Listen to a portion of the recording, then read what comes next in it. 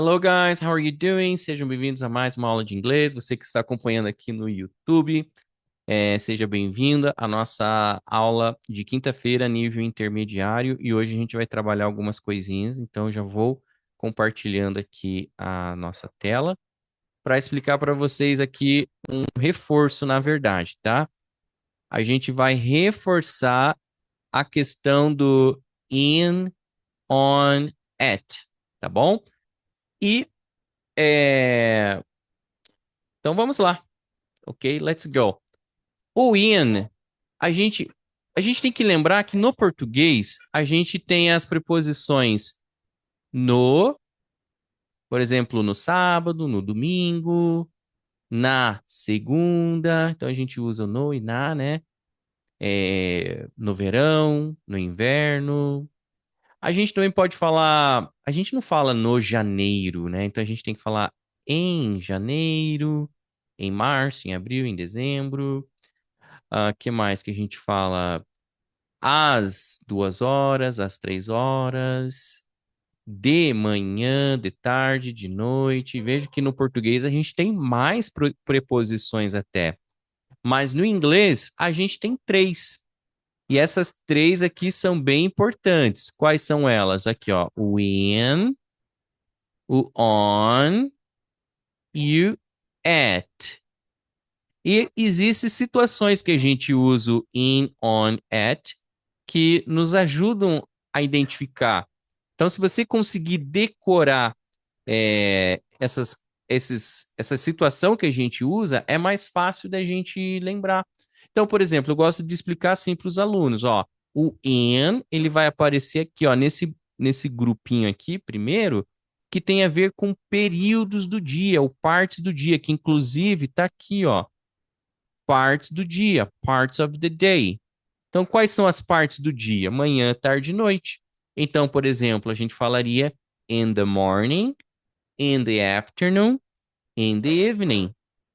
Porém, tem uma exceçãozinha, que é o night. O night, ele não vai in the night, ele vai lá no at night. Então, tecnicamente, nós temos duas possibilidades de falar de noite: in the evening e at night. Qual que é a diferença do in the evening e o at night?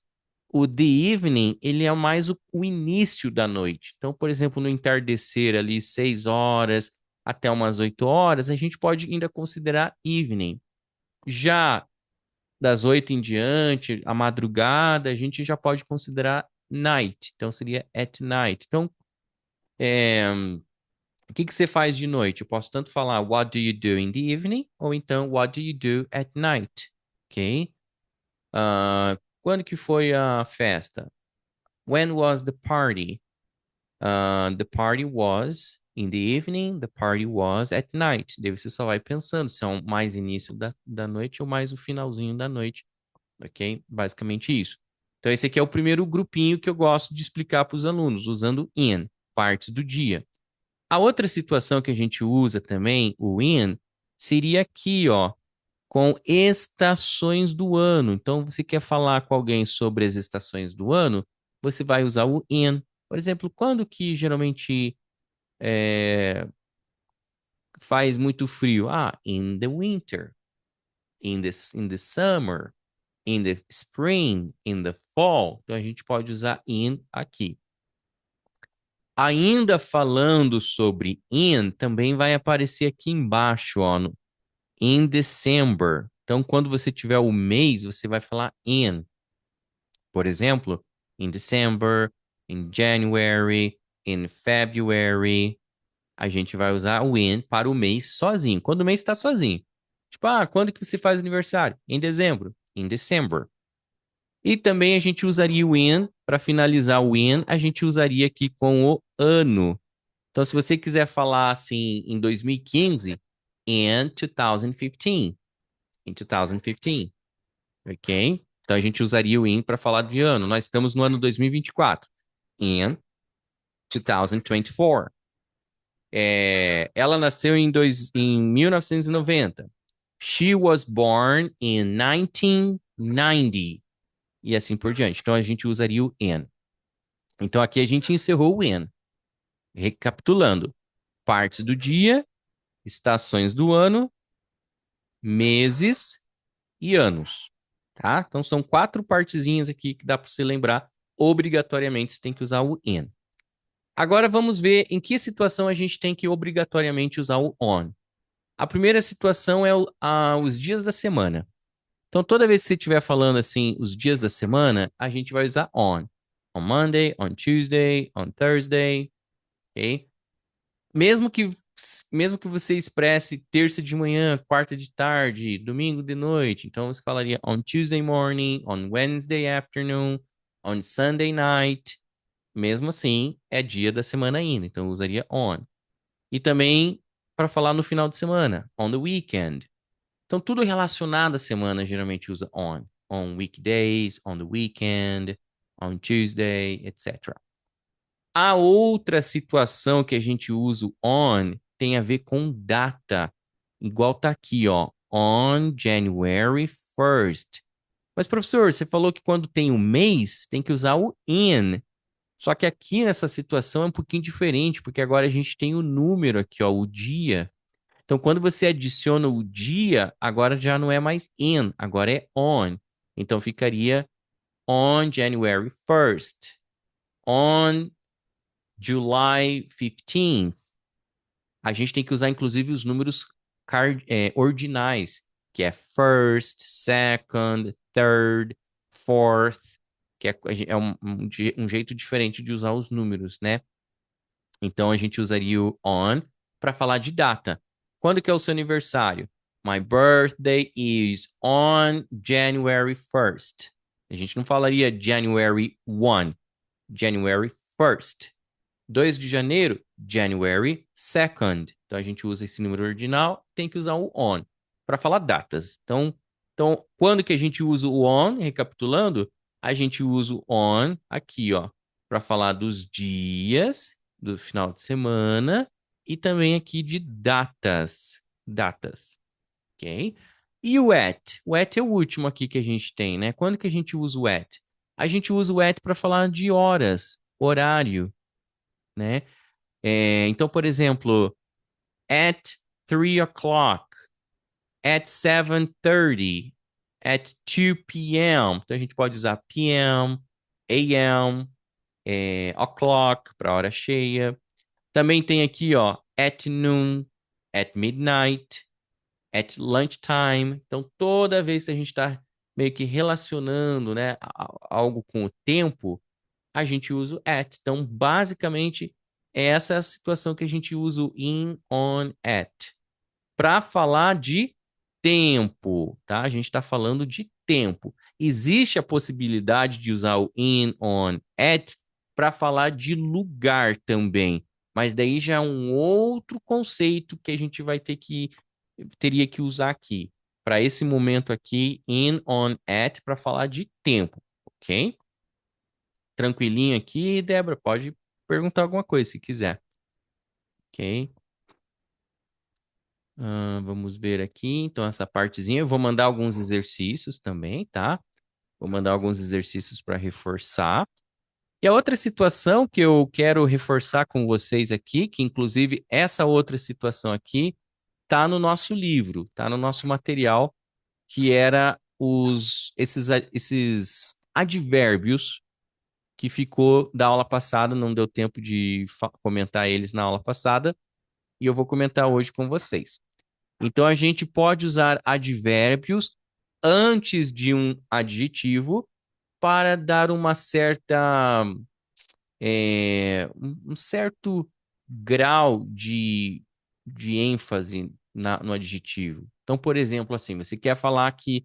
Vou usar o próprio exemplo aqui do livro. Spanish is difficult. Espanhol é difícil. Mas a gente pode dosar é, essa dificuldade. Então, você pode usar advérbios que dão mais ênfase, que reforçam mais. Então, a gente tem aqui uma escala aqui de pouquinho até bastante, tá? Então, a gente vai ver quais dessas escalas aqui, desses advérbios a gente pode usar para dizer mais ou menos. tá? Então, por exemplo, ó, aqui a gente já tem Spanish is very difficult.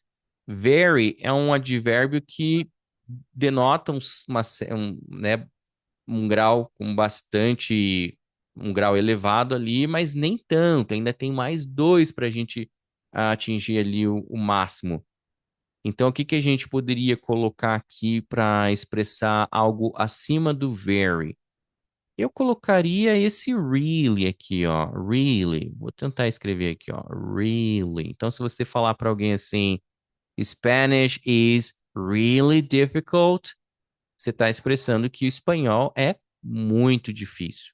Realmente difícil, muito difícil. Esses dois aqui, inclusive, eles são meio que sinônimos, tá? Em muitas frases não tem muita diferença quando você usa o really e quando usa o very. Então, pode usar os dois. Diria até que o really é mais interessante do que o very. Ai, ai, ai, verdade. Poxa, foi mal. É, tá aqui. Eu esqueci de trocar a tela aqui, gente. Foi mal, gente. É, eu tô só recapitulando, tá? A gente tem aqui uma frase aqui, ó. Spanish is difficult. E a gente está dosando aqui a nossa escala aqui com advérbios que dão mais ênfase, reforçam mais algo ou dá um, dá um grau menor aqui dentro da nossa escala. Então, eu estava explicando a diferença do very e do really. Eu estou usando aqui o really, tá? Então, eu coloquei o really aqui, ó, junto com o very. Então, o really e o very, eles denotam a mesma dificuldade aqui, digamos assim, tá bom? O outro que vai acima do really, então vamos imaginar que se quer dizer que Spanish é muito mais que difícil, ele é extremely difficult, ok? Extremely difficult. Pode ser também, pode ser so difficult. Pode ser, não tem aqui, mas pode ser. So difficult. A gente geralmente usa so. Não tá errado falar so difficult. Você pode falar so difficult, too difficult, tá? É, não entrou aqui, mas é usado também, tá bom? É usado também. Por exemplo, é, this car is so expensive, ou this car is too expensive, ok? Pode ser usado também. She is so beautiful, mas daí nesse caso a gente não fala she is too beautiful. Too beautiful, o too dá uma ideia de negativo, inclusive a gente já estudou sobre o too. Você vai encontrar a aula do too, se eu não me engano, no 5 alguma coisa. Posso dar uma conferidinha ali depois, mas existe a possibilidade de usar o to também. Então, só voltando aqui no topo a gente pode colocar o extremely. Extremely. Extremely. O que quer dizer extremely? Extremamente mesmo, então. Então, Spanish is extremely difficult. Extremamente difícil. Quase impossible, né? Almost impossible. Ok? Agora vamos descer. Agora a gente vai aqui, ó, não muito difícil. Então quer dizer que é easy, né? Mas para não usar easy, você pode falar, Spanish is not very difficult. Spanish is easy. Então aqui já está dizendo que não é difícil, que é fácil. Tem essa possibilidade também. Mas se a gente tivesse que usar aqui as expressões, a gente poderia colocar o fairly aqui, ó. Fairly. O que quer dizer fairly? Fairly pode ser tipo assim, razoavelmente difícil.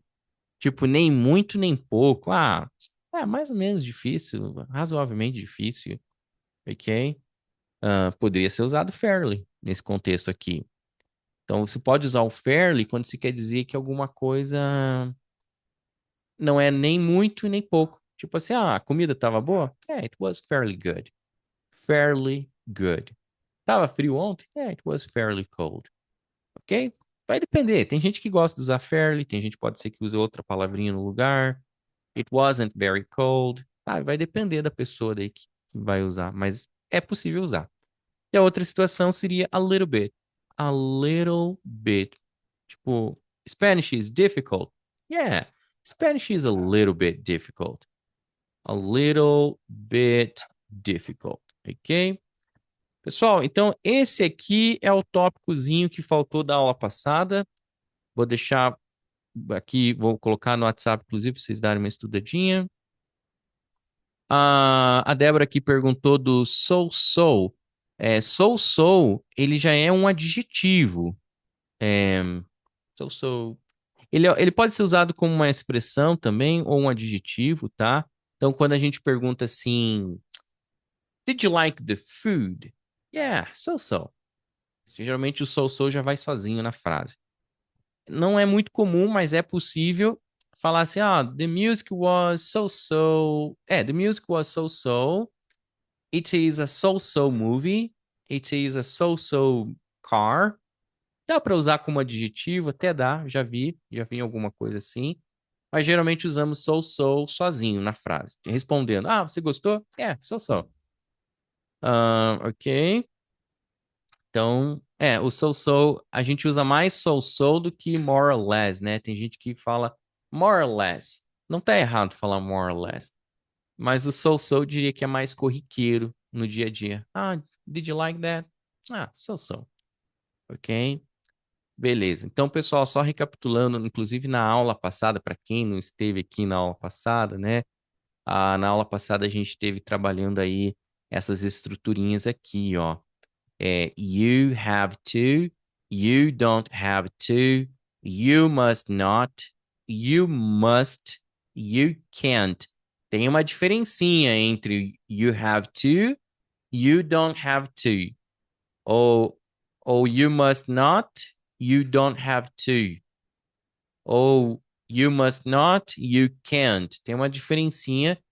Caso você queira reforçar esse assunto, você tem que assistir a aula passada do dia 7, se eu não me engano, que a gente fez a aula aí. E qualquer dúvida pode mandar lá no WhatsApp também, tá? Então eu vou fechar a gravação aqui, porque esse era o foco da nossa aula de hoje. E na quinta que vem a gente está de volta com mais aulas de inglês aí. Inclusive, tentem não faltar, que a gente vai ter coisa nova aí para explorar, ok? Então, see you, bye bye.